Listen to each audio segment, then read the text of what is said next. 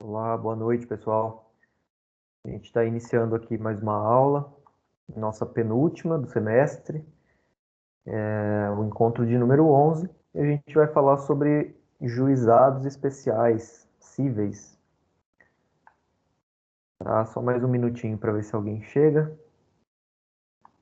Bem que já deu a tolerância que eu falei, né? 5 minutinhos aí do começo. O pessoal está entrando ainda.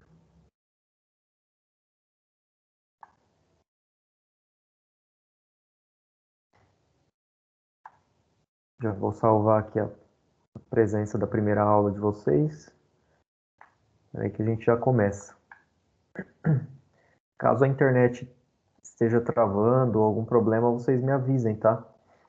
Sexta-feira à noite costuma dar problema.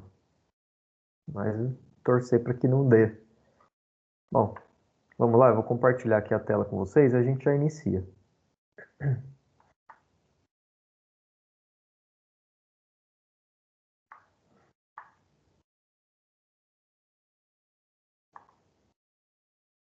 Bom, como eu disse, a gente vai falar então um pouco sobre juizados especiais cíveis.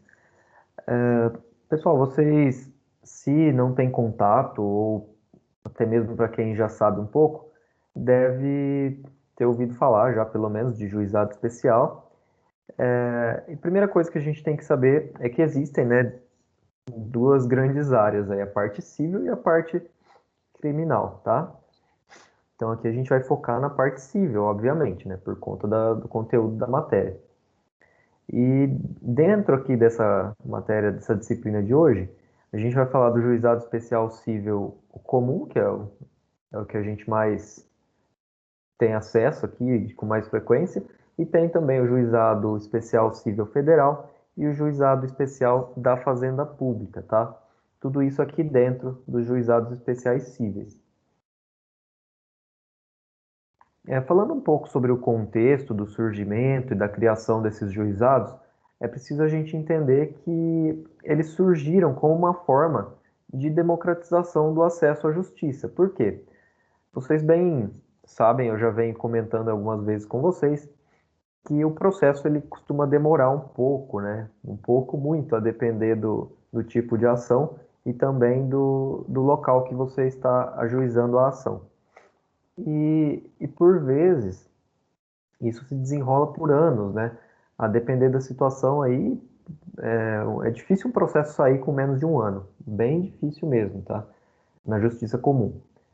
E isso acabava por fazer com que muitas pessoas com talvez ações de menor complexidade ou um crédito pequeno, né, se for considerar comparado com outros aí que a gente vê, com que essas pessoas deixassem de procurar o judiciário e, consequentemente, acabavam não tendo a solução da sua situação, né?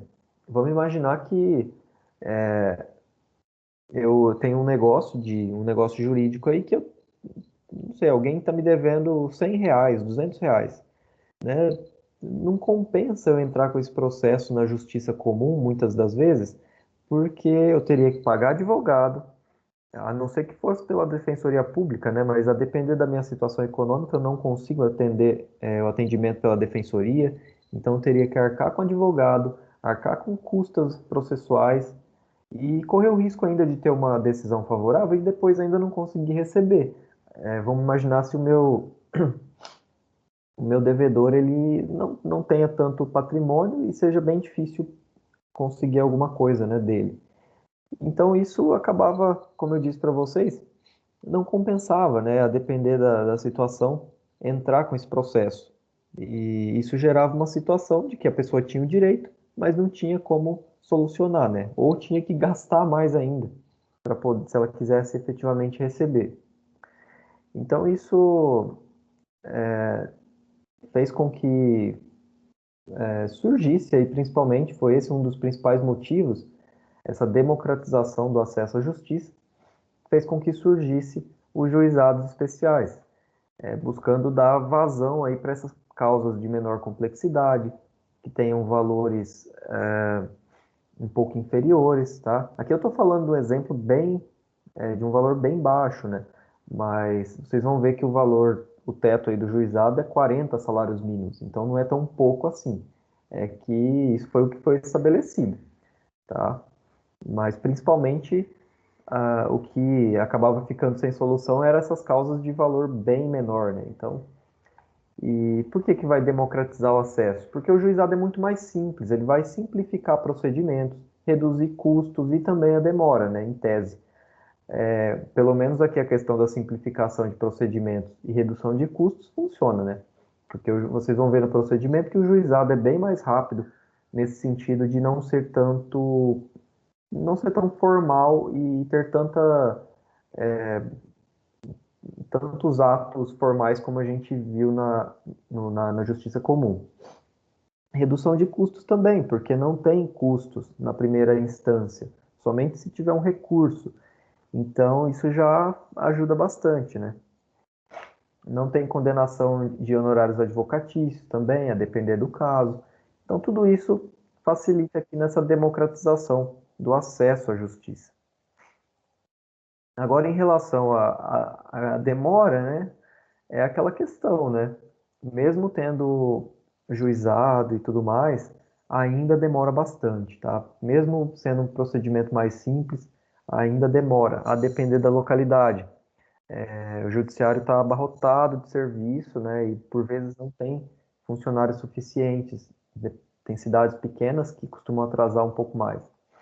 Mas isso eu cito como exemplo a cidade lá do interior de São Paulo, eu, de onde eu sou natural, que é muito lento, muito lento. Então o processo, nossa, às vezes costuma ser mais lento no juizado de lá do que na própria justiça comum aqui no Mato Grosso do Sul, por exemplo. Então, não tem como. A questão da demora aqui, eu sei que é um dos objetivos do juizado, mas é muito difícil resolver isso só com a criação de um procedimento diferente, né? Envolvem outras questões.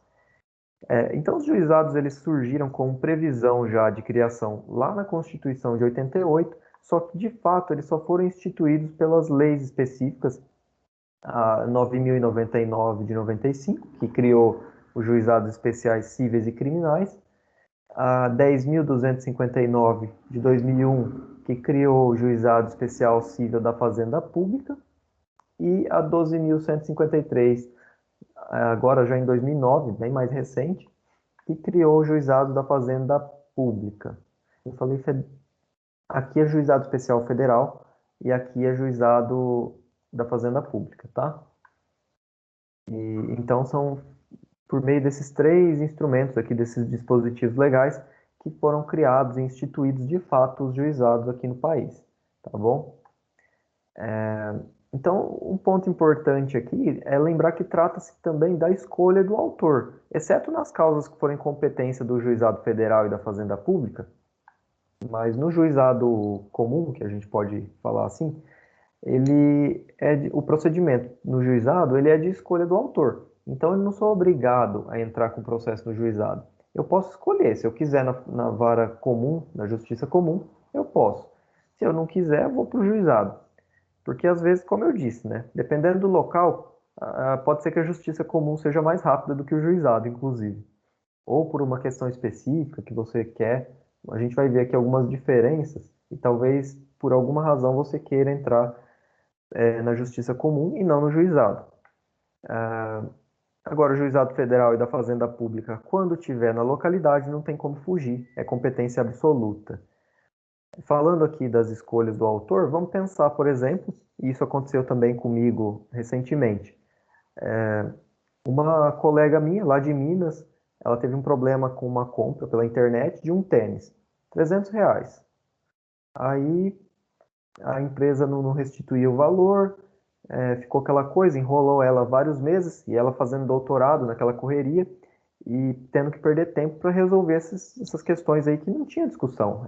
Ela pedia devolução do valor e restituir, né? Normal, porque o produto não foi entregue. Aí a empresa ficou enrolando meses para devolver, né? Acho que 3 meses.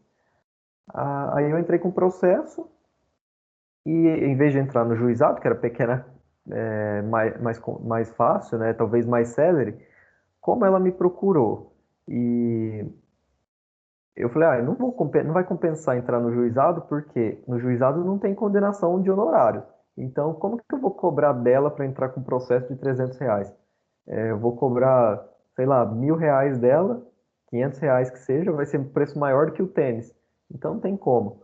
Foi por isso que eu entrei na justiça comum, esperando que, ao final, com a procedência da ação, além da restituição do valor para ela, e a gente pediu também indenização por danos morais, ah, vai ter o juiz vai arbitrar o valor de honorários, né? Então, deve sair aí um valor para honorários de sucumbência, a meu favor. Então, é isso, é uma escolha do autor, tá? Ela não era obrigada a entrar no juizado. A questão é que, se ela não quisesse de advogado, ela poderia ir sozinha ao juizado e entrar com o processo. E isso também é o que facilita. E a gente vai falar já já aqui do procedimento, vocês vão entender melhor. Mas como eu disse, é uma escolha do autor, tá? Então tem que ver o caso concreto e aí você analisa o que é melhor. Vamos falar um pouco então sobre os princípios para começar. Não vou me demorar tanto aqui porque vários deles a gente já andou comentando, eu só tenho que destacar alguns detalhes específicos, tá? Vocês vão ver que alguns princípios do juizado, eles são diversos e diferentes do que a gente vê na justiça comum, né? Então a gente tem oralidade, princípio da informalidade e simplicidade, da economia processual, da celeridade, etc.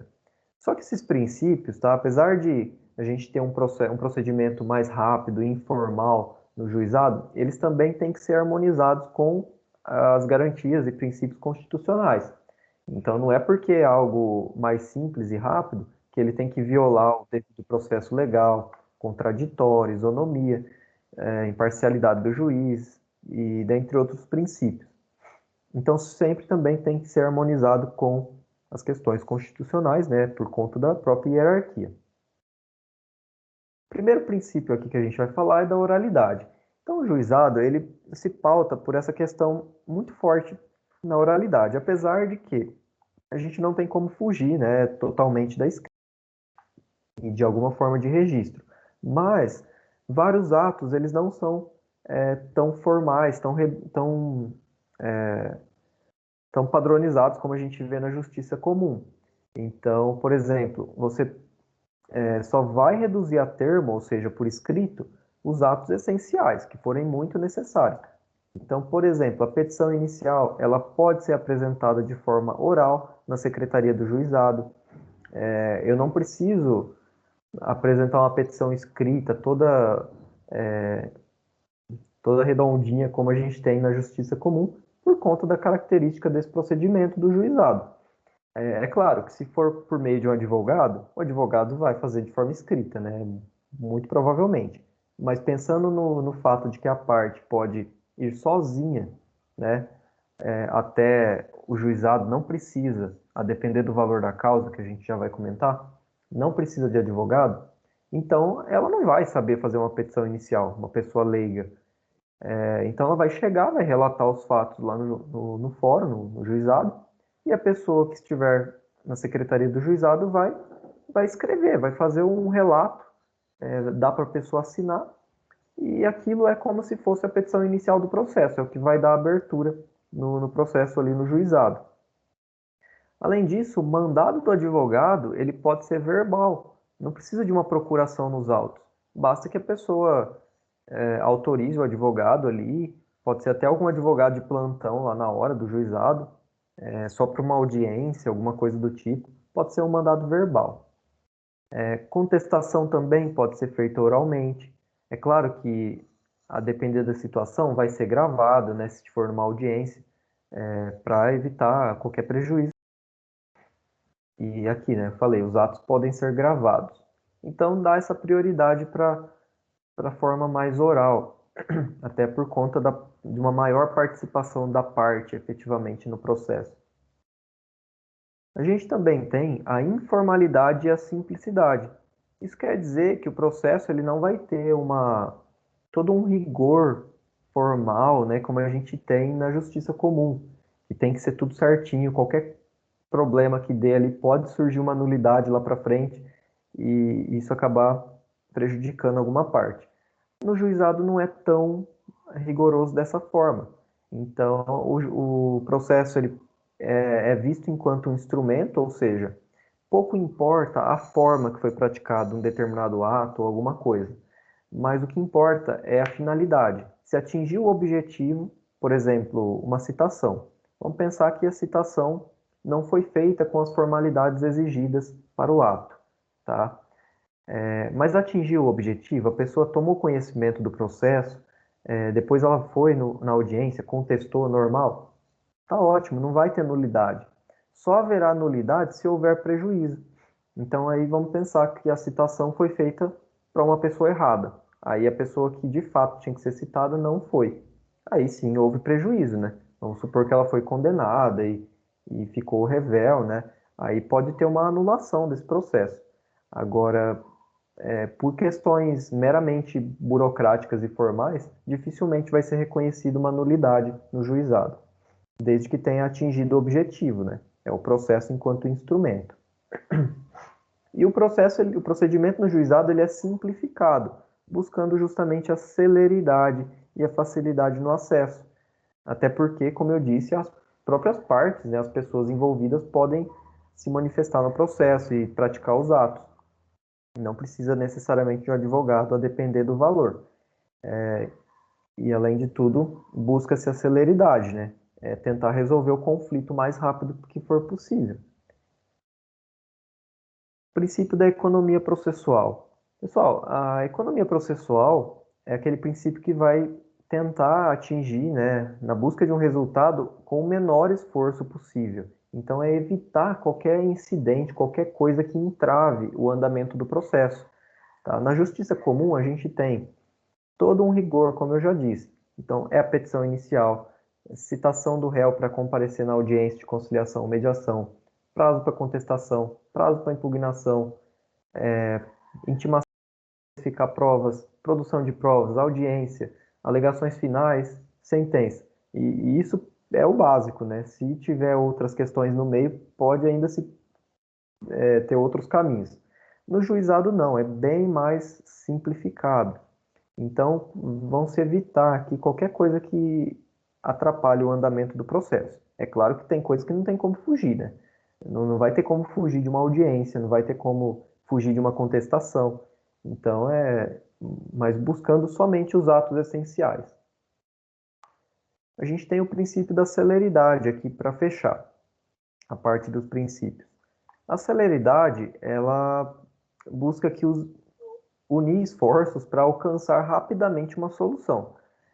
Então, vamos tentar, né, evitar atos protelatórios. Vamos pensar que a parte ela precisa ouvir uma testemunha numa audiência e ela vai pedir a intimação e essa oitiva da testemunha por meio de carta precatória lá não sei da onde.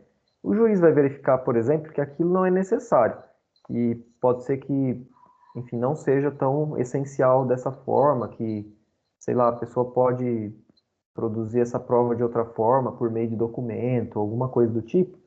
Então, se ele verificar que o ato só está buscando atrapalhar o processo, enrolar o processo, ele não vai autorizar esse ato que foi como foi solicitado.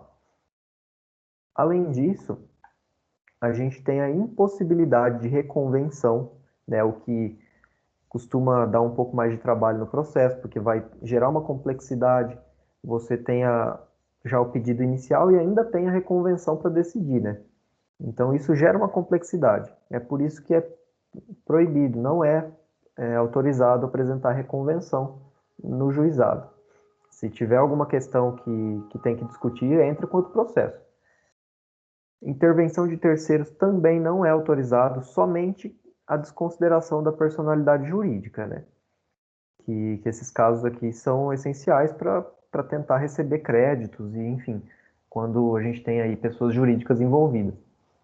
Agora, outras intervenções como assistência, denunciação, chamamento ao processo, não pode, né? somente a desconsideração da personalidade jurídica. Outra coisa que também é vetado é a prova pericial. Por quê? A prova pericial, ela pressupõe também uma complexidade no processo e no objeto ali que está em discussão. Por isso que precisa de uma perícia.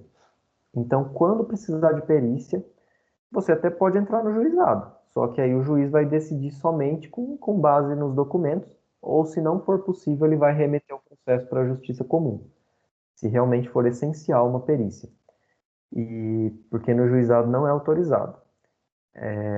Seria mais um ato que demoraria no processo, né? Vai para o perito, às vezes demora, aí vem o laudo, aquela coisa imensa. As partes têm que se manifestar desse laudo. Se reconhecer algum erro no laudo, vai para o perito de novo para refazer esse laudo, aí volta. Então, isso tudo demoraria muito mais no processo. Por isso que o legislador optou por não autorizar aqui a prova pericial no juizado. Então, se tiver prova pericial, tem que ir para a justiça comum. A gente tem também uma concentração de atos. O que é isso? Eu já falei para vocês agora há pouco desse procedimento na justiça comum, que é tudo passo a passo ali, né? Vocês que viram comigo o inventário sabem o tanto que é complicado, né? O tanto de passo que tem nesse processo do inventário, que é um dos mais complexos aí, se a gente for ver, né? E já no juizado, não. Por exemplo, depois eu vou falar um pouco mais à frente, mas a depender do caso, o juiz pode concentrar os atos. O que seria isso? Aliás, citar o réu para uma audiência, que a audiência já vai tentar acordo. Se não der acordo, o réu já tem que apresentar contestação, ou então já levar testemunhas para ser ouvida, e ali mesmo o juiz já pode decidir. Então, não é tão comum, tá? Isso acontecer. Mas geralmente se faz o seguinte: uma audiência de conciliação primeiro, aí não deu acordo, aí a pessoa apresenta a contestação, tem o prazo, né? E depois marca, ou até apresenta a contestação na hora, mas a audiência de instrução, que é para produzir prova, geralmente é marcado para um outro momento. Mas já é bem mais rápido do que na justiça comum. Outro ponto importante nesse quesito da celeridade é de que não há remessa necessária no juizado federal e da Fazenda Pública. A remessa necessária, gente, ela ocorre nos processos na justiça comum, a depender do valor da condenação, tá? Então, por exemplo, numa ação contra o INSS, né, de aposentadoria, isso costuma ocorrer muito. Vamos pensar que o processo ficou em andamento ali por vários anos, então a condenação, se for procedente, vai ter um valor um pouco alto, né? Se a pessoa realmente tiver o direito. E a depender do valor, não me recordo ao certo o valor, eu não sei se eram 50 salários mínimos ou eram mais. Depois eu posso confirmar. Mas a depender do valor, esse processo ele iria direto para a segunda instância, sem necessariamente ter algum recurso. Então, isso é a remessa necessária. Passou daquele valor a condenação, o processo ele vai diretamente para segundo grau, para ser analisado, né, para ser reanalisado numa instância superior, independente se as partes recorrerem ou não. Já no juizado especial aqui, federal e da Fazenda Pública, não tem isso, tá? Só vai para recurso se alguma parte apresentar uma apelação, né? Um recurso da sentença.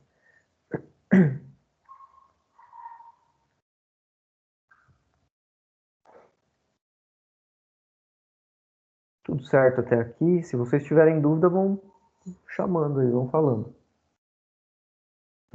Vamos falar um pouco sobre a competência. E aqui eu acho que é onde tem que ter mais atenção, porque tem muitos detalhes, tá?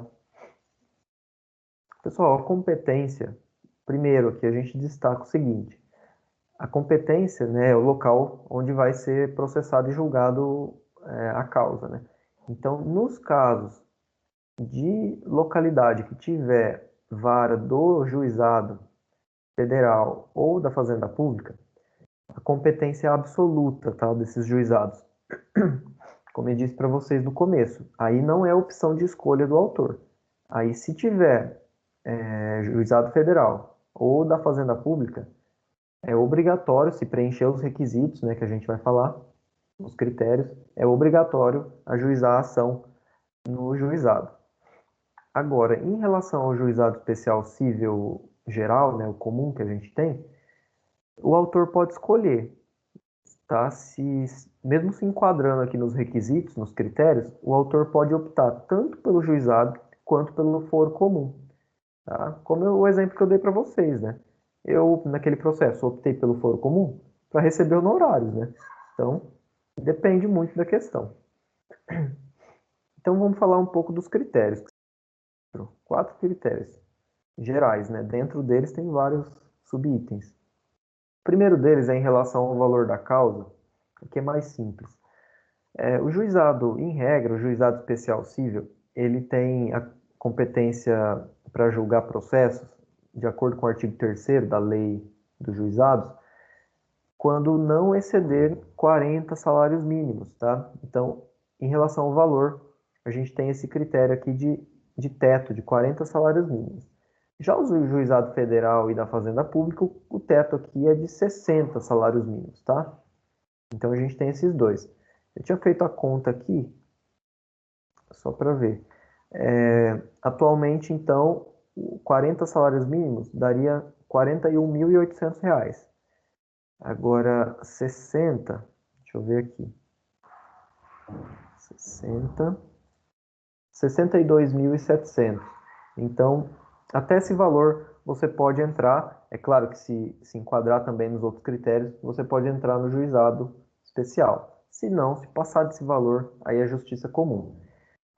Interessante o ponto aqui é que o autor ele pode renunciar ao valor que excede o teto. Vamos pensar que passou, sei lá, R$ 200, R$ 100 do teto. Ele pode optar por renunciar, por quê? Não é por conta de R$ 100 que ele vai ter ali um processo que vai se arrastar por muito mais tempo na justiça comum, tá? Então, ele pode optar por renunciar ao valor que excede. Aí depois ele não pode cobrar esse valor. Então, só o que excede o teto. Agora, se o valor for muito alto, aí já não compensa tanto, né? Melhor manter o crédito e ir para a justiça comum. Em relação à matéria, o segundo critério aqui é um pouco mais, talvez o mais complicado. A gente tem, primeiro, vamos falar das hipóteses de competência do juizado especial cível comum, independente do valor da causa. Então, aqui tanto faz o valor da causa, tá? Nesses casos que eu vou enumerar para vocês aqui. Então, pode ter até passado do teto, nesses casos específicos aqui. Tá? Fora disso, não, tem que se enquadrar no teto máximo. Então, aqui, quando pode ultrapassar o teto? Em matérias de arrendamento rural ou parceria agrícola, é autorizado. Por que é autorizado isso daqui? Vocês vão ver lá na lei do juizado especial que ele vai remeter a um artigo do CPC antigo, inclusive, que era o procedimento sumário, sumaríssimo, não sei.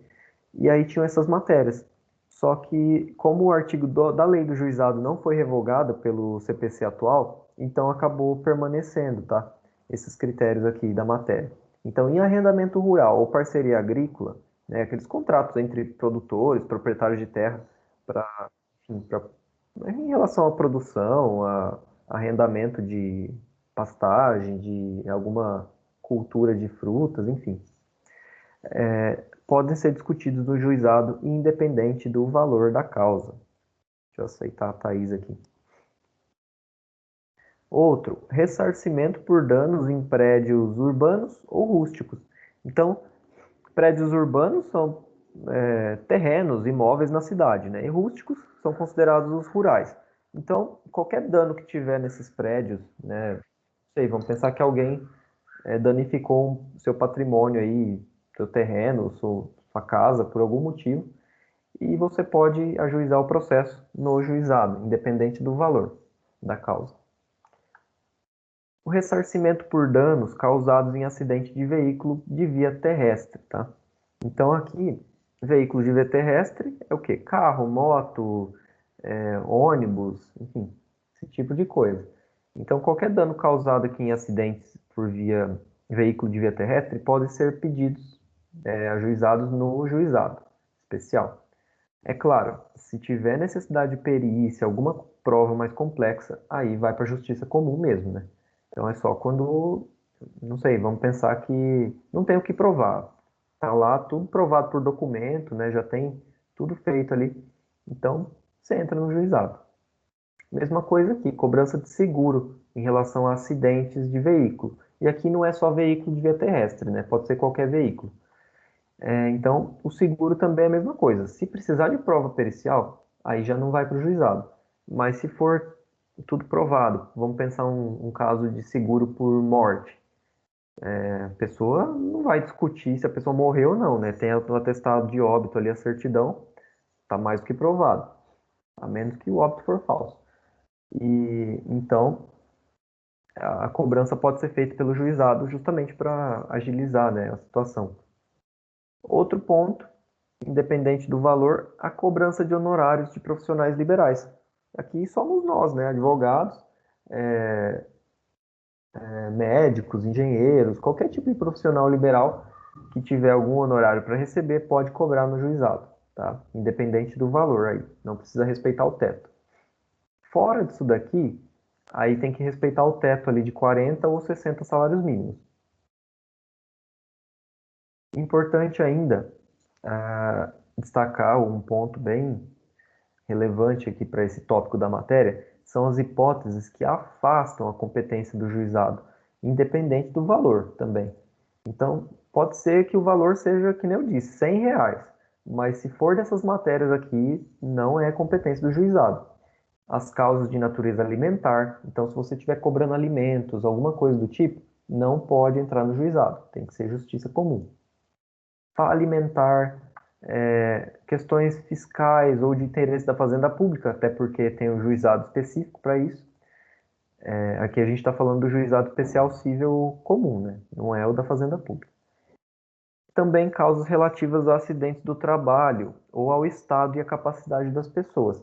Então, acidente de trabalho não pode, estado e capacidade das pessoas. Se eu quiser discutir se alguém tem que ser interditado ou se alguém é incapaz, enfim, também é justiça comum, não é competência do juizado. E outro, as ações que possuam rito especial, que foi o que a gente falou aqui na disciplina, né? Ação de consignação em pagamento, exigir contas, tudo aquilo que a gente falou, inventário, todos os procedimentos que a gente viu aqui na disciplina não são de competência do juizado em hipótese alguma, tá? Então, se enquadrar nessas causas aqui, nessas hipóteses, é justiça comum direto.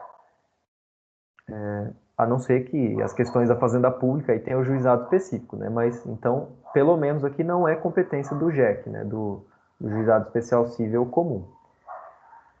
Agora vamos falar do Juizado Especial Federal, pessoal. Primeiro a gente começa com as exceções, e aí fica mais fácil de lembrar as hipóteses, né, que são bem mais restritas. O Juizado Especial Federal, ele não é competente, tá? Se tiver alguma ação sobre essas questões aqui, também é afastado a competência do juizado para essas causas. Aí tem que ir para a Justiça Federal comum, tá? Não para o juizado. Então, mandado de segurança, desapropriação, divisão e demarcação de terras, né? Ações populares, execuções fiscais ou por improbidade administrativa, demanda sobre direitos ou interesses difusos e coletivos, que a gente também já falou, ou individuais homogêneos. Tudo isso aqui não é competência do juizado federal. Tem que ir para a justiça comum. Outro, causas em que o Estado estrangeiro ou organismo internacional e município ou pessoa residente ou domiciliada do país forem parte no processo. Também não pode. As causas fundadas em tratado ou contrato com a União, com o Estado estrangeiro ou com organismo internacional também não. E a disputa sobre direitos indígenas também não é competência do juizado federal. Então, nessas hipóteses aqui, sempre é a justiça comum federal mesmo. Então, quando, né? Quando é a competência do juizado, em quais casos, né? Não quando. Em quais casos existe a competência do juizado federal?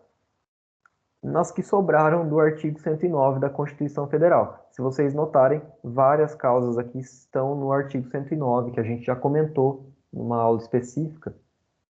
Não sei se foi na matéria de vocês ou no do segundo semestre. mas, salvo engano, eu já mencionei a competência.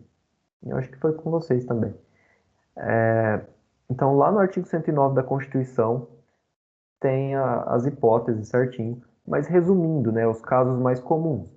Quando a União, autarquias, fundações, né, ou empresas públicas forem partes no caso, no processo. Por exemplo, um caso muito comum de competência do Juizado Federal são ações de aposentadoria, né? A, o Juizado Federal na localidade, muito provavelmente, né, por conta que o INSS ele é uma autarquia federal, aí ele vai ser parte no processo. Então, você ajuiza no juizado federal. É dentro do limite, né? Se você tiver uma ação que o valor vai ser muito grande também, acima do limite aí de 62 mil e pouquinho que eu falei, né? 60 salários mínimos, não pode ser juizado, tem que ir para a justiça comum. E no caso da fazenda pública, vão afastar também a competência desse juizado. Basicamente, as mesmas hipóteses que estão aqui que afastam a competência do juizado federal, também afastam a competência no juizado da fazenda pública. Então, o artigo 2º, parágrafo 1º dessa lei do juizado da fazenda pública, ele vai dizer, aliás, as causas que afastam a gente já viu, vou falar aqui das que são competência, né? Ele vai dizer o seguinte, o artigo 2º da Lei 12.153, que é a do Juizado da Fazenda Pública. É de competência dos juizados especiais da Fazenda Pública processar, conciliar e julgar causas cíveis de interesse dos estados, do Distrito Federal, dos territórios e dos municípios até o valor de 60 salários mínimos. Então, sempre que o estado, municípios, Distrito Federal forem, ou, enfim, empresas, fundações vinculadas a eles, forem parte no processo, no caso concreto, tá? E a ação for até 60 salários mínimos, é competência do juizado da Fazenda Pública. Notem que é uma separação, né? Aqui é a esfera federal e aqui no juizado da Fazenda Pública é a esfera estadual para baixo, né? É Estado, Distrito Federal e municípios. Então, é uma separação das esferas administrativas aqui.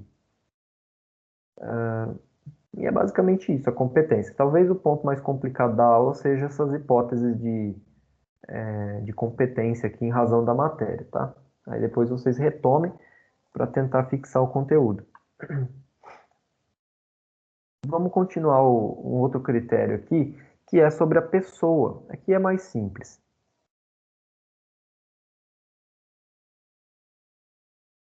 O critério em relação à pessoa, né, de competência em relação à pessoa, como eu disse, é mais tranquilo. Então, no juizado especial civil normal, a gente tem aqui que só podem ser partes nesse processo no juizado as pessoas físicas, microempresas, empresas de pequeno porte, tá? Então, microempresa e empresa de pequeno porte vai depender aí da quantidade de funcionário, do rendimento dessa empresa.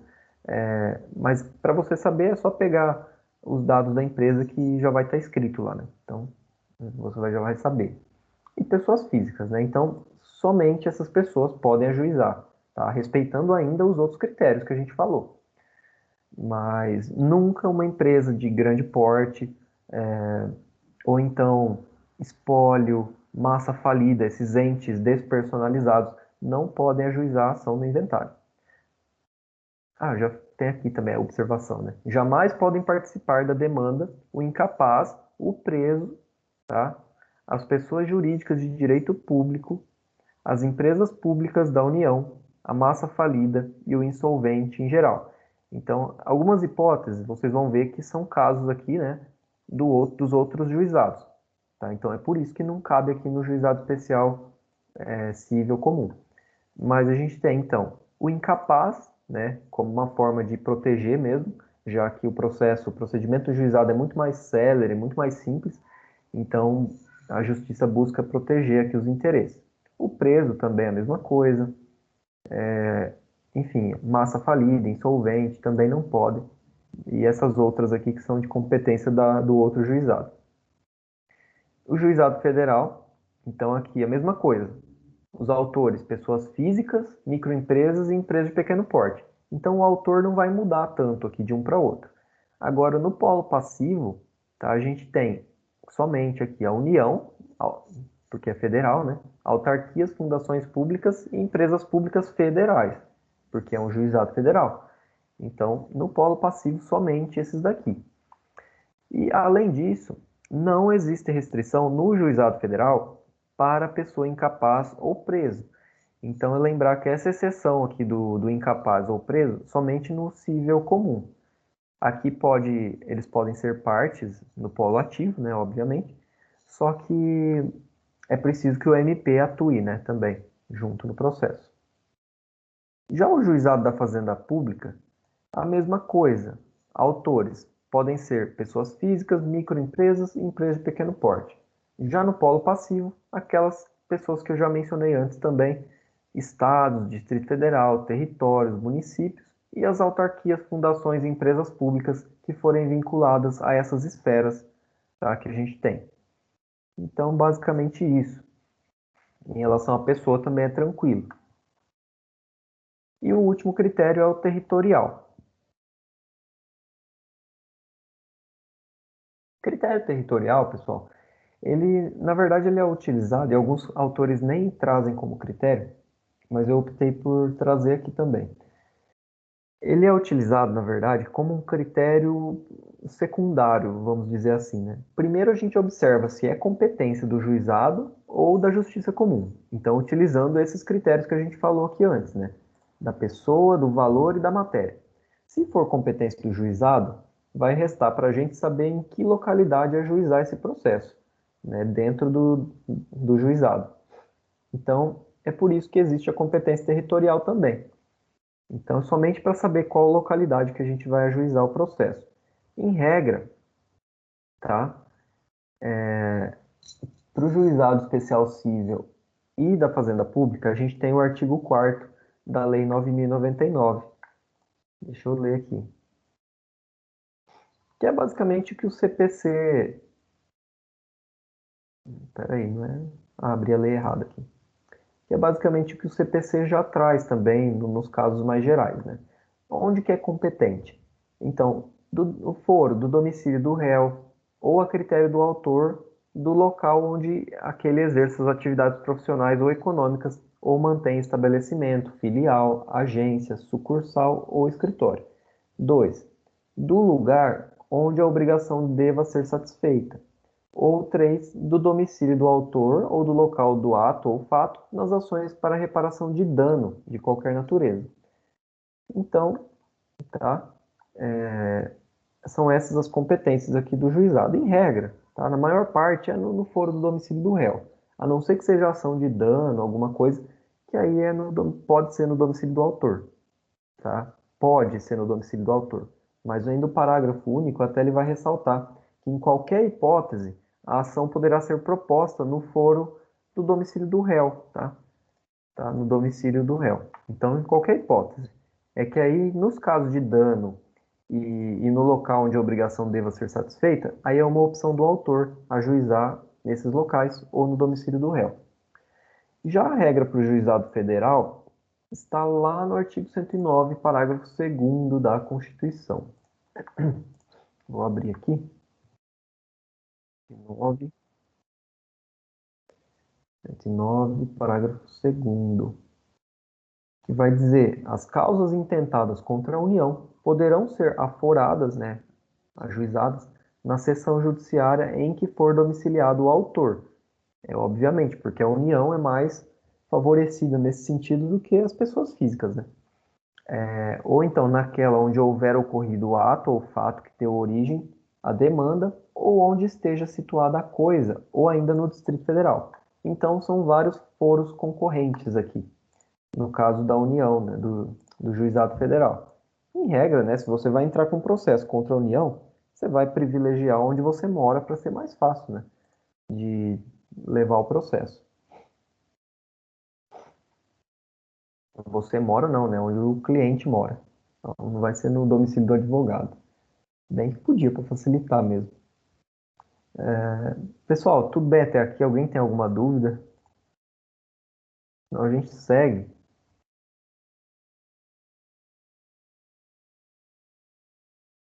Tá, vamos seguir aqui, falar um pouco sobre as partes e os procuradores. Aqui também é tranquilo, tá? Não tem muita dificuldade. Esse conteúdo do juizado é bem interessante, porque ele é um pouco diferente do que a gente costuma ver. É que vocês ainda estão no começo, né, do curso. Mas essa matéria, como eu disse, né, era para vir no final do curso, mas foi adiantada aí para vocês. Então, o juizado é bem interessante porque é diferente do que a gente costuma ver e ter tanto foco nas matérias de processo civil durante o curso. Porque ele destoa, né, desses procedimentos muito rigorosos aqui. E vocês vão ver já já aqui como que é bem mais simplificado. Não sei se alguém já teve a oportunidade de ter um processo como parte, né? Que vocês não são advogados, mas como parte pode ser que vocês enfrentaram um processo ou propuseram uma ação no juizado. Então, deve ter sentido isso mesmo, que é bem mais rápido. Então, falando sobre as partes e os procuradores, né, os advogados, a primeira coisa que a gente tem que comentar é o seguinte: é admitido o litisconsórcio, né? Ou seja, que a gente já comentou também. Não comentei com vocês, é segundo semestre que eu fico confundindo a matéria. Litisconsórcio, mas vocês devem ter visto em TGP. É a possibilidade de ter mais de uma pessoa, ou uma parte, né? Tanto no polo ativo quanto passivo. Então, admite-se o litisconsórcio, ativo ou passivo. Deixa eu aceitar alguém que está entrando. Só que somente naqueles que puderem ser partes no juizado. Então não adianta eu querer um litisconsórcio, tanto ativo quanto passivo, no juizado especial civil e esse litisconsórcio for com uma pessoa que não é autorizada a estar no juizado. Então não adianta eu chamar uma importe, um incapaz no juizado civil comum, né? Ou qualquer outra, sei lá, ajuizar uma ação em nome do espólio do falecido. Não é possível, somente das pessoas que são autorizadas a serem partes no juizado. Outro ponto é de que as causas de até 20 salários mínimos, e aqui eu já cheguei a comentar um pouco antes, tem um detalhe, tá? A gente tem o teto máximo que é de 40 nos juizados especiais cíveis comum e no da Fazenda Pública e juiz federal são 60 salários mínimos. No juizado civil comum, nas causas de até 20 salários mínimos, as partes elas não precisam de advogado necessariamente.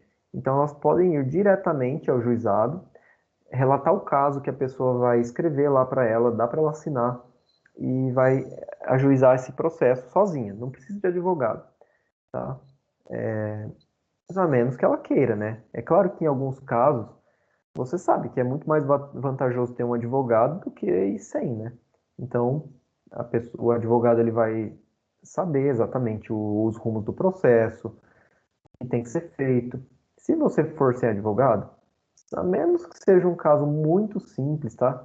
É tudo bem. Agora, se demandar alguma questão já de que vai precisar de uma execução, ou de fazer uma audiência, alguma coisa, não é aconselhável ir sem advogado, né? Mas é uma possibilidade que o legislador conferiu às pessoas. Só que aqui somente em primeira instância. Se tiver recurso, de qualquer forma vai ter que ter advogado, se subir para o segundo grau. E no juizado federal e da Fazenda Pública, tanto faz o valor da causa, tá? Independente, a atuação de um advogado é facultativa, então não é obrigatória, tá? Independente se for R$ 100 ou 60 mil, a pessoa pode ir sozinha no juizado federal da Fazenda Pública. É claro que, né, como eu disse, no aspecto prático aí, é difícil pensar num caso que a pessoa vai se arriscar sozinha num processo desses valores aí. Mas é uma faculdade que ela tem. Então, como eu disse, aqui é bem simples também, é lembrar da admissão do litisconsórcio. As partes, a gente já falou um pouco aqui na competência, já falou um pouco de quem pode ser parte, né, no processo, então eu não vou ficar retomando. E agora a gente entra no procedimento. O procedimento, ele também não tem tanta complexidade, nem aqui na matéria para a gente explicar, né? Ele é bem mais simplificado. A inicial e a simplicidade começa por aqui, né? A inicial. Como eu mencionei para vocês, a depender da situação, não é necessário que a pessoa vá com o advogado. Então, a inicial pode ser apresentada de forma oral.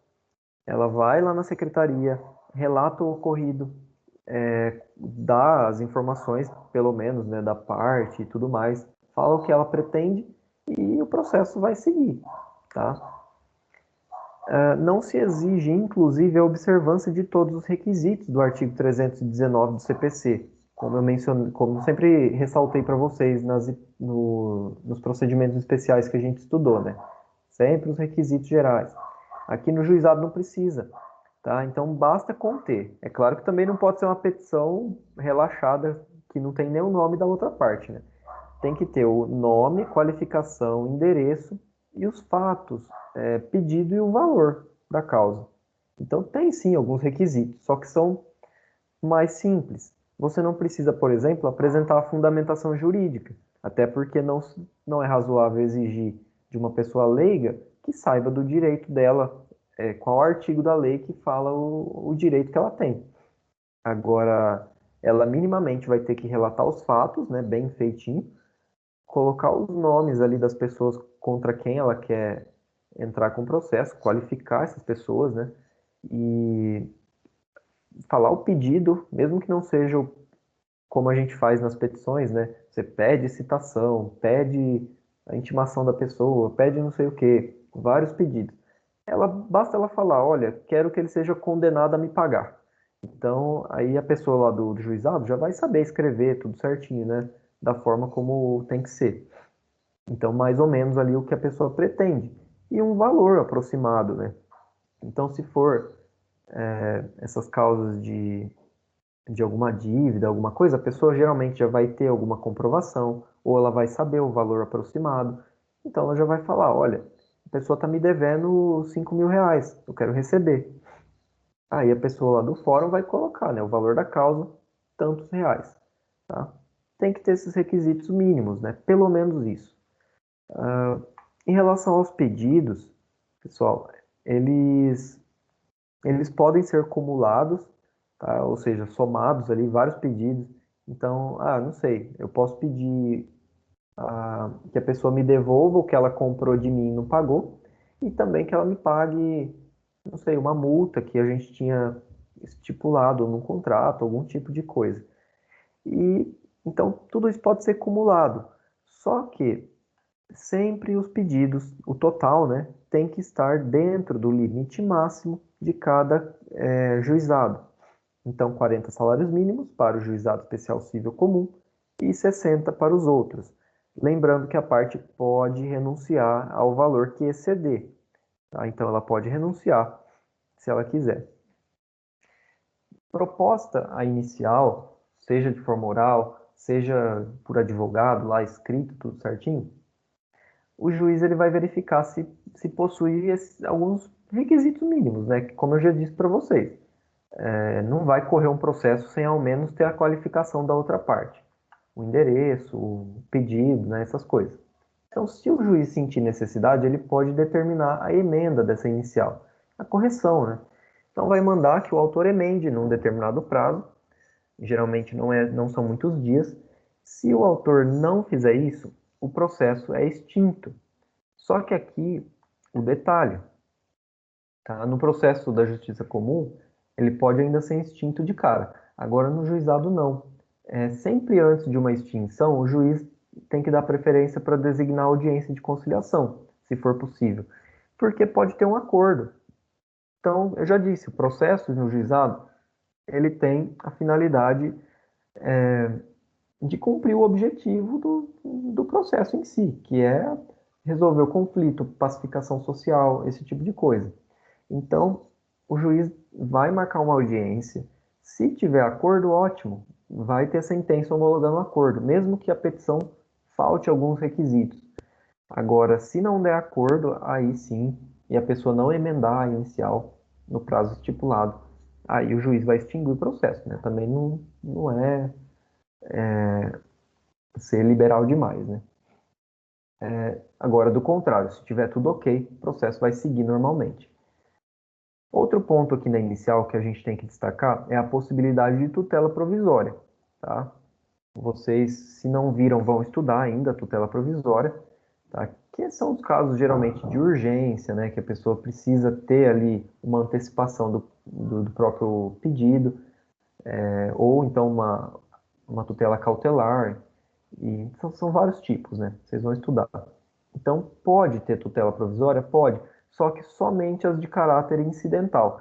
O que que é incidental? No curso do processo, tá? Ou na inicial, pedindo na inicial, ou no curso do processo.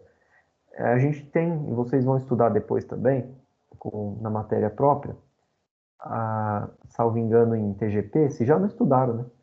Vocês vão ver que existe a tutela incidental, que é no curso do processo, e a tutela de caráter antecedente, que é antes mesmo de ter o processo, tá? A pessoa pode pedir uma tutela quando é muito, muito urgente mesmo.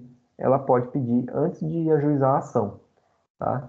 Então, no juizado só é possível essa no curso do processo. A outra não é permitida.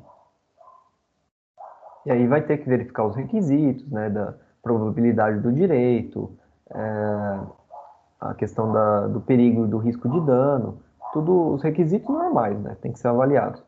Mas aqui o detalhe é que somente é incidental. Tá, inicial, ok, a gente falou aqui dos vários detalhes específicos. Um outro ponto interessante no juizado, como eu disse para vocês, um dos objetivos é a facilitação e a democratização do acesso à justiça. Então, para isso, né, uma das questões que foram criadas é a isenção das custas, taxas ou despesas, pelo menos no primeiro grau. Então, se eu for entrar com processo no juizado, eu não preciso pagar nada, tá? Mesmo com uma condenação, muitas vezes. E tem casos que sim, mas vocês vão ver aqui.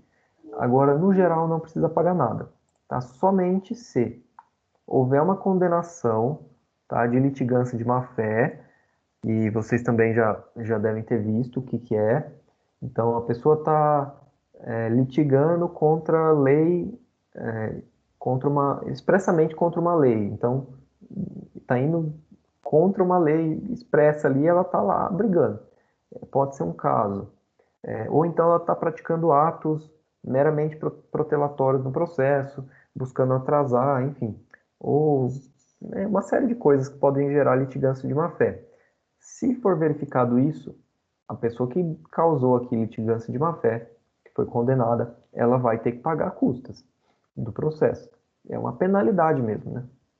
Ou então, quando o autor não comparece em nenhuma audiência.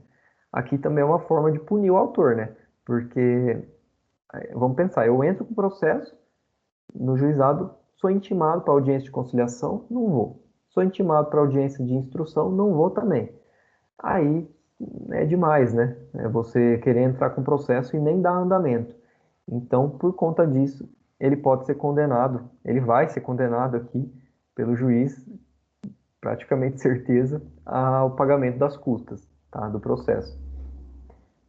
Ou então, nos casos de recurso.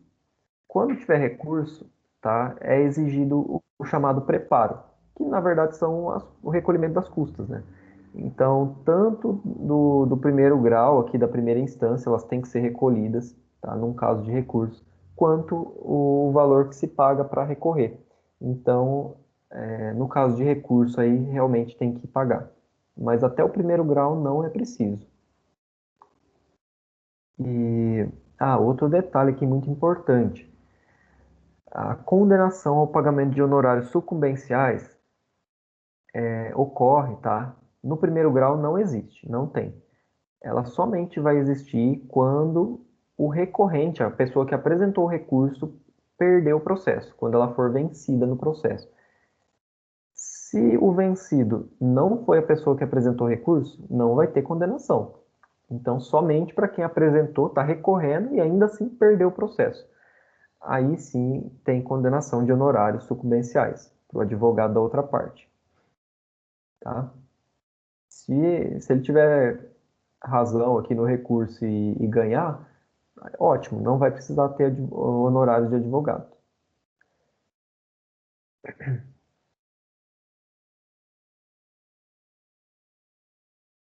Seguindo, pessoal, vamos pensar aqui que está tudo ok com a petição inicial, deu tudo certo. O juiz, primeira coisa, é designar uma audiência. Essa audiência, tá, ela é uma sessão de conciliação, que na verdade não é nem designada pelo juiz, é pela própria secretaria.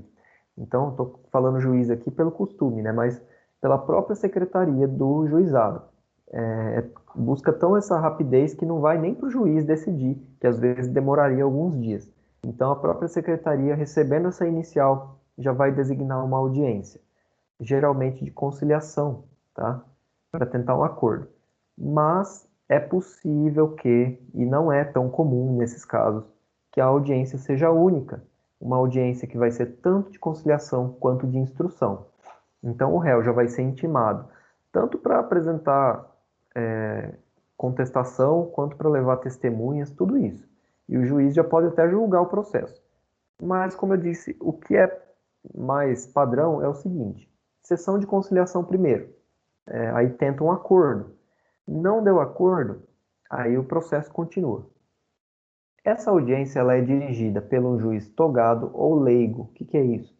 O juiz togado é aquele que é o juiz comum, passou no concurso, foi investido ali daquele cargo. Já o juiz leigo pode ser um advogado, um bacharel, e, enfim, pode até ter passado num processo seletivo ali, mas ou então foi indicado para aquele cargo, foi nomeado, né, por algum juiz competente pelo juizado. Então ele vai ser responsável por atos, né, como presidir as audiências, fazer algumas decisões, dar despachos, e então ele pode ser também juiz leigo, tá? É claro que numa decisão, numa sentença, o juiz leigo vai proferir essa decisão, vai mandar para o juiz togado ratificar ali, né? Então, não vai afastar a competência dele também. Mas tudo depende muito do local, né? É que às vezes chamam o juiz leigo porque o juiz togado já tem, geralmente ele é responsável por uma vara civil da justiça comum, então já tem os serviços dele já. Então por isso que colocam, nomeiam o juiz leigo, para tentar agilizar um pouco e não sobrecarregar o juiz togado. E aqui detalhes, né, também na audiência. Se o autor não comparece, o processo aí sim vai ser extinto, tá? Sem resolução de mérito, né? Ou seja, o juiz não vai apreciar o mérito da questão, somente extinguir o processo. Agora, se o réu que não vai, ele vai, se tiver ausência do réu, vai ocorrer o quê? A revelia. Eles vão presumir aqui verdadeiros os fatos da inicial. Além disso, o juiz já vai poder julgar o processo de forma antecipada e uma série de outras consequências. Agora, se houver acordo entre as partes nessa audiência, primeiro, lavra-se o termo, né, da audiência, as partes assinam, o advogado, se estiver presente, assina também, e vai ser encaminhado para o juiz togado para a homologação. Então, fez o acordo, é a forma mais rápida aqui de resolver, né? Fez acordo, as partes assinam, né? Enfim, tudo lá o que foi pactuado, vai para o juiz somente homologar e o processo acaba. Não deu acordo, o processo continua normal, vai ter audiência de instrução e julgamento. Mas vamos falar um pouco agora da citação do réu. Como que ocorre a citação dessa pessoa, né? Ou dessa, pode ser empresa também. A citação do réu, no geral, né, dá prioridade pela citação por carta, que é mais rápida, tá, do que oficial de justiça. Mas se não tiver como citar por carta ou não teve sucesso, aí sim vai para o oficial de justiça, tá? Só não é admitida a citação por edital, por conta do procedimento, que ele é mais rápido mesmo. O edital ele tem algumas formalidades, então por isso optou-se por não admitir no juizado. Precisou de citação por edital, aí tem que ser por via da justiça comum mesmo. E detalhe também, se o réu não contestar, também vai ter revelia, né? Aqui vocês já estão acostumados. Faltou a contestação, gera revelia. O juiz pode julgar o mérito já de forma antecipada, ou então a pessoa que é rével não vai ser intimada para os próximos atos. Os prazos vão ocorrer a partir da publicação da decisão. Então, uma série de efeitos, né?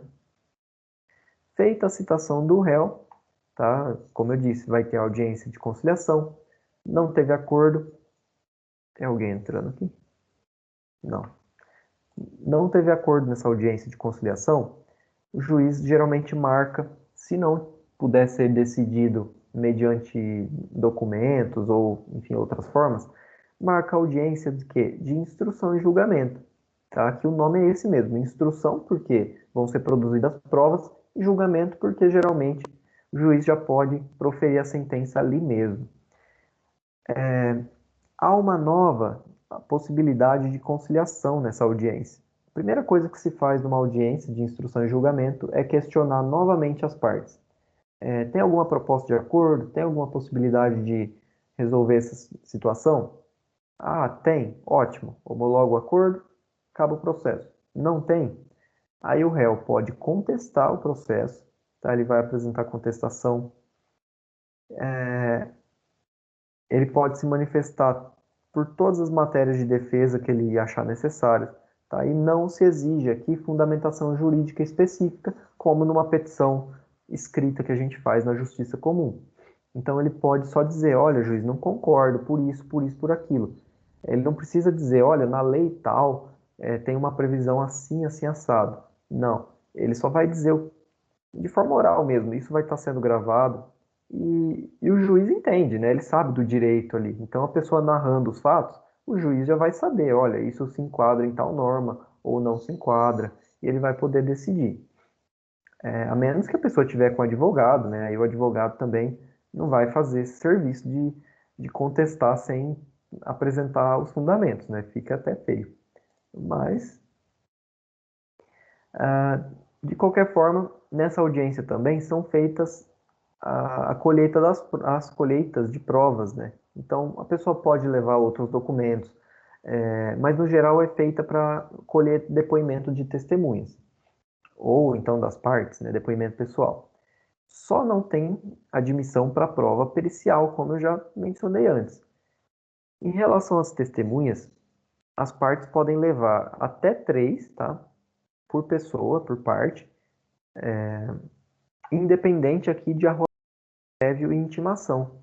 Então, não precisa você indicar, como na justiça comum, tem um momento específico para você colocar o nome das pessoas no processo, das testemunhas. Além disso, tem que comprovar ali a intimação dessas testemunhas, ou pedir para o juiz intimar. No juizado, não. No juizado, você leva na hora as testemunhas, sem dar os nomes antes, nem nada. Só chegar e levar lá. Então, não tem essa formalidade também. Aí a pessoa vai ser ouvida, né, normal, gravado o depoimento, e aí o juiz já está apto para proferir um julgamento. Esse julgamento, ou ele pode ser proferido na própria audiência, ou então depois de até 30 dias, né? Geralmente o juiz depende muito, né? Eu já vi vários que proferiam na audiência, ou então pelo menos sinalizavam para as partes, olha, estou julgando procedente o pedido, tal, tal, tal, ou improcedente, né? E aí depois só ficava para redigir o termo, a sentença, né? Ou então ele pode, enfim, mandar isso concluso, esse processo concluso, vai para a fila dele no sistema e ele vai fazer a sentença em até 30 dias, tá? Detalhe, a sentença ela deve ser sempre líquida. Como assim? O que é líquida, né? Líquida é você saber o valor exato da condenação. Não tem que, ou no máximo, depender de conta simples. Agora, se depender de uma situação que ainda está sendo verificada, precisa de uma liquidação de sentença, por conta, enfim, não sei, tem que apurar os valores gastos pela parte que tem que ser indenizado. Aí não pode, tá? Se for esse caso, ou o juiz vai tentar apreciar da forma que ele conseguir ali, ou ele pode até mesmo remeter para a justiça comum. Mas sempre tem que ter essa prioridade aqui para a sentença líquida. Então ele tem que dar o valor ali já exato que a pessoa tem que pagar, quando for obrigação de pagamento, né, de pagar, para facilitar a questão da execução. Porque se admitisse um processo de liquidação de sentença, né, uma fase de liquidação, acabaria com todo o objetivo do juizado, né? Porque a liquidação costuma ser um pouco demorada também. E ele pode decidir não só de acordo com a lei, mas também de acordo com o juízo dele de equidade. Isso está previsto lá no artigo 6º da Lei dos Juizados. O que é juízo de equidade? É ele apreciar a melhor solução para o caso concreto, não necessariamente o que está previsto em lei. É claro que isso pode gerar recurso? Pode. Mas como o juizado ele é mais simples, mais informal, o juiz ele pode sim decidir de acordo com a equidade. Que ele acha, olha, apesar de ter uma lei falando dessa forma ou de outra, eu considero que nesse caso concreto a melhor solução aqui para apaziguar os ânimos das partes é dessa forma, tá? E não da forma como está previsto na lei. É claro que nunca vai decidir totalmente contra a lei, né? Depende do caso, né? A questão é que ele pode, tá, analisar de acordo com a equidade, não necessariamente de acordo com a lei tal como está posta. E dessa sentença, cabe recurso, né? Obviamente. A sentença também não é totalmente arbitrária, para não ter nenhuma possibilidade de revisão. Então, cabe recurso em face dessa sentença. E o recurso ele vai ser interposto ali perante o juizado. E aí o juizado vai remeter esse processo para o que se chama de colégio recursal. Colégio recursal, ele diferente do que a gente tem na justiça comum, tá? Que, por exemplo, a gente tem o juiz aqui de Dourados, primeiro grau, e o segundo grau, né, a segunda instância, que é o Tribunal de Justiça lá em Campo Grande, com os desembargadores.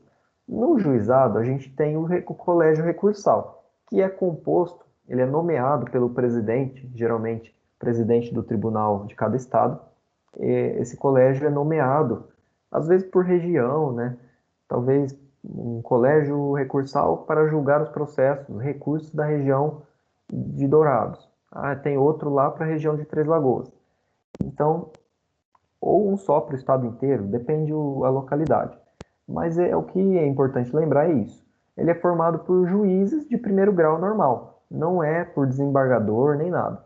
Então, o presidente do tribunal nomeia alguns juízes para fazer parte desse colégio recursal e julgar os recursos dos juizados especiais. Em relação aos recursos de juizado especial federal e da Fazenda Pública, somente eles podem ocorrer em face de sentença de mérito. Se a sentença for de extinção por qualquer outra coisa que não seja mérito, né, talvez por um vício da inicial, alguma coisa que não entrou no mérito, não tem recurso, não pode recorrer, tá? E o prazo aqui, diferente do que a gente vê no processo comum, é de 10 dias, tá? A partir da ciência da decisão. Então é um prazo mais curto. E por fim, pessoal, um último detalhe que eu queria ressaltar para vocês sobre essa temática é a respeito das intimações. As intimações, como a gente tem no juizado um procedimento mais célere, mais simples, as intimações aí no decorrer do processo, elas podem ser feitas por meios eletrônicos. Então pode ser por e-mail, pode ser por telefone, tá? Então, desde que a pessoa tenha ciência, pode ser feito por meio dessas situações aqui. Vamos imaginar, né, que a pessoa não tem advogado. Como que vai ser feita essa intimação? Geralmente por telefone, né, por e-mail, até por WhatsApp tem sido admitida. Quando tem advogado, você publicar lá no Diário da Justiça, o advogado tem ciência, né? Agora, se a pessoa não é advogado, está lá no processo, tem que ser por outros meios mesmo. Agora, se todo momento tiver que ficar mandando carta ou oficial de justiça, demoraria muito. Então, por isso que é admitido aqui, tá? Com todos os cuidados, né? Claro, mas é admitido. E aqui a gente encerra o conteúdo de hoje. Eu queria saber se vocês têm dúvida ou querem complementar, ter alguma fala aqui sobre isso. Tá? Se alguém quiser falar, pode ativar o microfone aí e já comentar. Ou tiver alguma pergunta.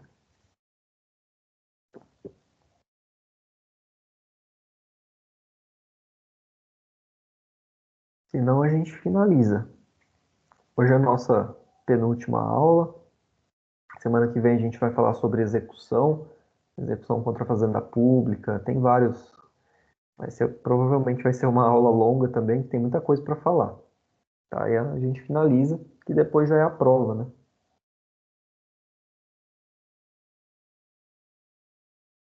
Professor, as provas vão ser qual as datas, o senhor já sabe? Vai ser na semana do dia 30 até o dia 4. Agora, exatamente a data de cada prova a gente ainda não decidiu entre nós. Provavelmente até essa semana que vem a gente deve formar um calendário e mandar para vocês, como a gente costuma fazer antes, e aí vocês vão ter as datas específicas. Mas é a semana do dia 30 ali que está no calendário acadêmico, né? Dia 30 até o dia 4 de dezembro, vai ser a semana de provas. Então, é nessa semana. E professor, só outra coisa A também, prova tá? do ser Oi, fala Elias, depois eu ouço a Bruna. Só outra coisa que eu queria tirar dúvida com o senhor é a questão da pontuação, né? Parece que está meio com problemas aí. A minha pontuação lá no AVA aparece com 7.500, mas somando tudo, na minha conta aqui tem 1.500 de ED, né? 4.150 do desafio nota máxima, 3.500 de atividades de sala de aula, 500 da prova, daria 9.605 e só aparece 7.500. Ah, tá.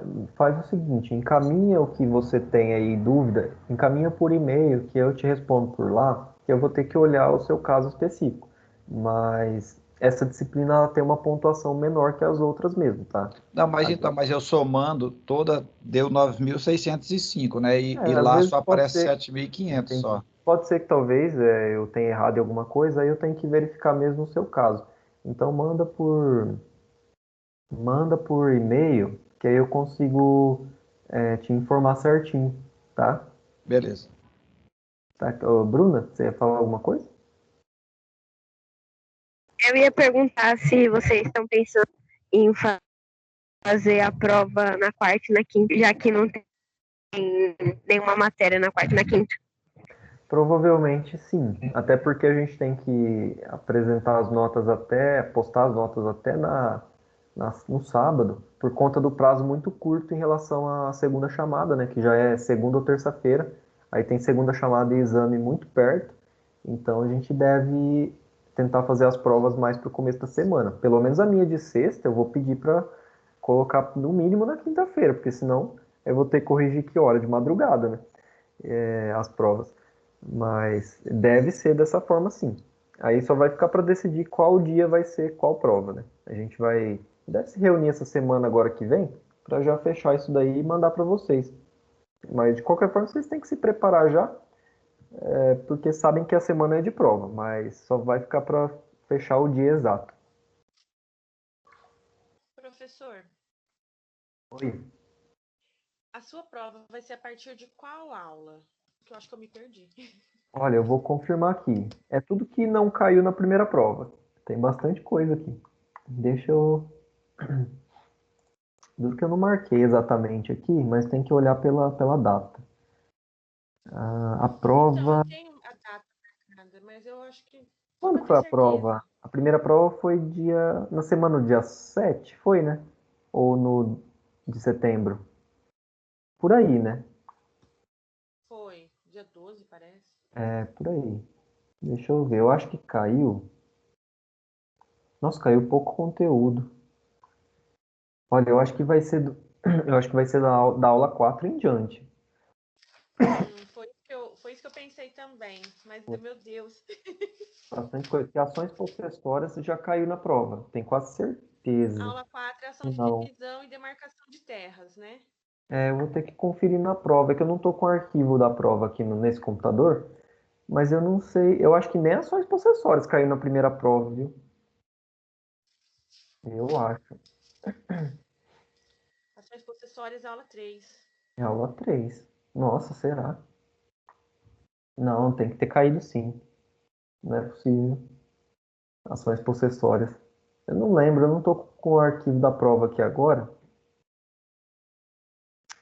Mas a um e a 2 é certeza, né? Porque senão. A 3 também deve ter caído. Deve ter caído. O que não caiu, acho que foi da 4 em diante. Porque pelo que eu tô vendo na data, foi dia 18/9 a 4.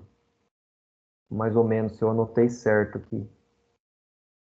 Não, dia 18 não, tá errado isso aqui. Foi dia 20, 21, eu acho. Porque dia. Esses. Ah, não. Tô olhando em novembro. Foi dia 18 a 19, foi a aula 4, pelo que eu anotei aqui no esquema da aula. Aí, né, isso daqui é certeza que não caiu. Ação de divisão e demarcação, tenho quase certeza que não caiu. Se eu dei aula nesse dia, de dia 18 aqui, não caiu, não.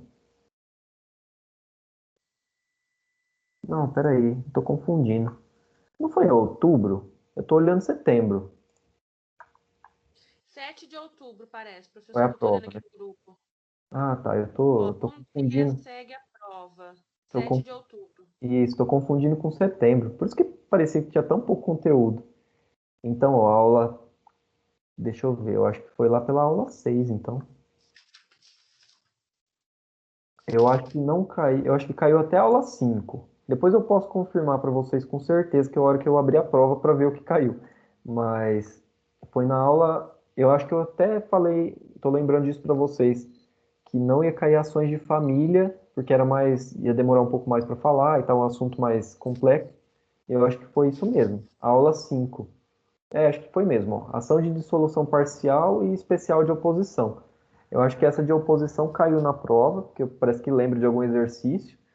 E, e da aula 6, que é a ação de família, eu acho que já não caiu, porque eu dei dia 2 do 10 aqui, pelo que está marcado.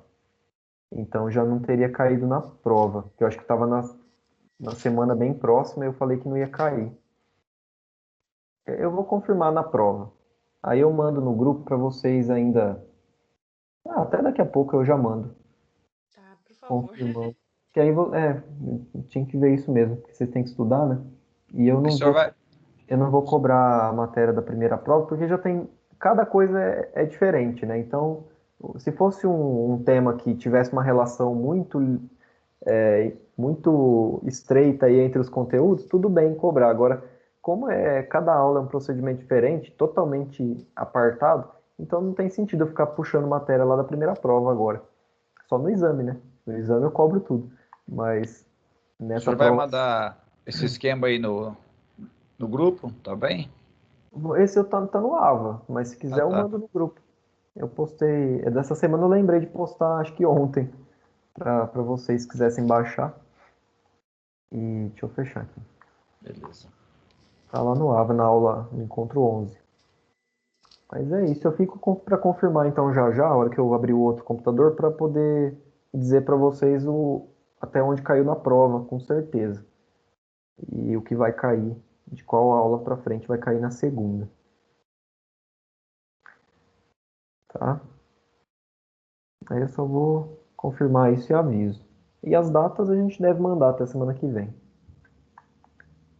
Mais alguma coisa, pessoal, que vocês queiram perguntar aí? Do conteúdo ou dessas coisas aí? O Elias só não esquecer de mandar por e-mail lá o que você tem dúvida. Ou se alguém mais tiver dúvida em relação à pontuação, que achar que não tá certo ou tá faltando algo, me avisem lá, tá?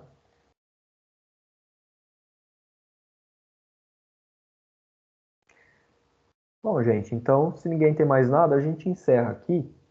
Aproveitem aí o tempinho que falta para revisar alguma coisa, para estudar. Semana que vem a gente tem conteúdo bem extenso aí, pelo que eu vi também, para já fechar a matéria, tá? Então, eu nem devo cobrar na prova o conteúdo da semana que vem, porque já está perto. E é um conteúdo que vocês devem ver em outra disciplina também, tá? Mas aí a gente conversa melhor semana que vem. Então, pessoal, uma boa noite. Obrigado pela presença de todo mundo aí.